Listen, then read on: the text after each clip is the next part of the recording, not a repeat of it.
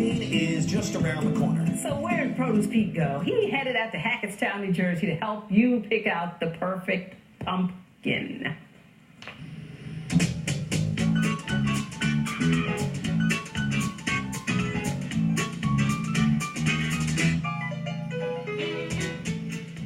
Hey, good morning. Well, I'm at Donaldson's farm in Hackettstown, New Jersey, and today, well, you know what we're talking about. We're talking about pumpkins. So I got up on this tractor because I figured I was going to do a little work on this tractor, but it's not working out good because I can't even sit down on this tractor. So right now, I'm going to go over and take a look at some of these big pumpkins, and then a little later, we're going to run out in the field, and we're going to show you just how pumpkins are grown.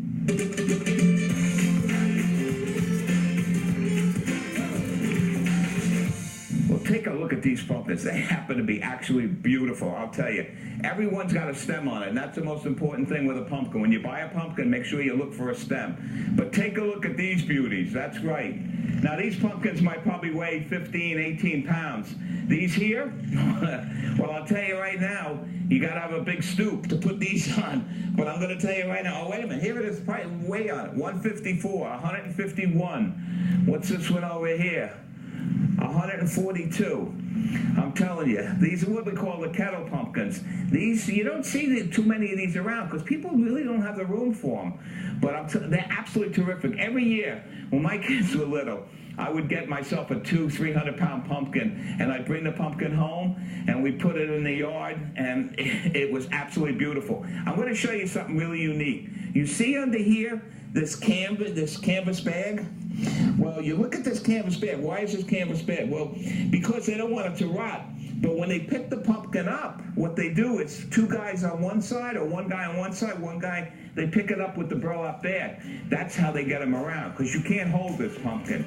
Right now, we're going to run out into the field, and I'm going to show you just how pumpkins are grown.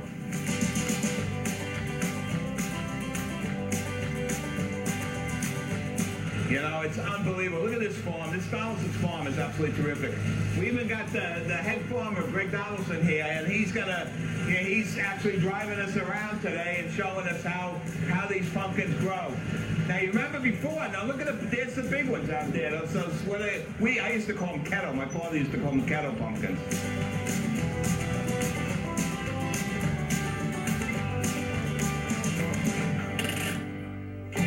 This is where the magic happens. We're in the field right now.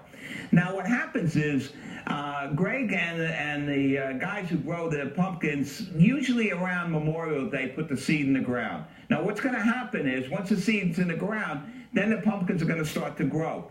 By August, this whole field is covered with these leaves. That's right, like these green leaves. Now they're starting, because what happens is as the winter comes on, the fall comes on, the leaves start to deteriorate. But the pumpkins are underneath this blanket of leaves, just like this.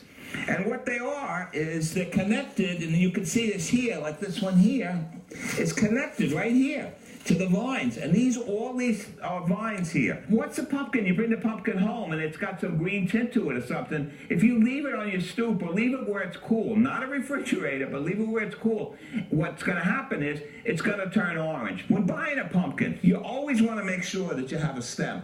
If you don't have a stem on the pumpkin, it's like not having a star on the top of a Christmas tree. So you want to have a stem on it. Now you have to remember, and you can see the way these pumpkins are, that they lay on their side when they're grown. So you're going to see what we call a flat side to the pumpkin. Not all of them are real flat, some of them are flat, as long as it's nice and hard. When buying pumpkins, just like when you buy any kind of squash, you want to make sure that they're nice and heavy for their size. That's the most important thing. Then when you get the pumpkin home, like I said, you leave it on the stoop, any place where it's cold or cool, and a pumpkin will last a long, long time. What Betty does when she cuts out pumpkins is she cuts the bottom of the pumpkin right here. She'll cut out the bottom like this, and she'll take it out, and then she'll clean the pumpkin out, and then she'll put a light source. Now, when I say light source, not a candle. She'll buy, you can buy these little light sources with a battery in it that'll illuminate the pumpkin. My mother, we never threw anything away. She never cut out the pumpkin. She would take peppers and she'd make lips out of them, red peppers. She would take string beans and make eyebrows out of it. She would take radishes and make eyes out of it. She would take the top of the fennel and use it for hair. And then after Halloween, we'd eat the pumpkin because she'd make either spaghetti with pumpkin or whatever it is. So, wishing you a happy Halloween. And remember, if you eat right, hey, you're going to live right. And as always, you can send your questions to pete@producepete.com. You can find him on Facebook or Twitter or in the pumpkin patch. We'll be right back.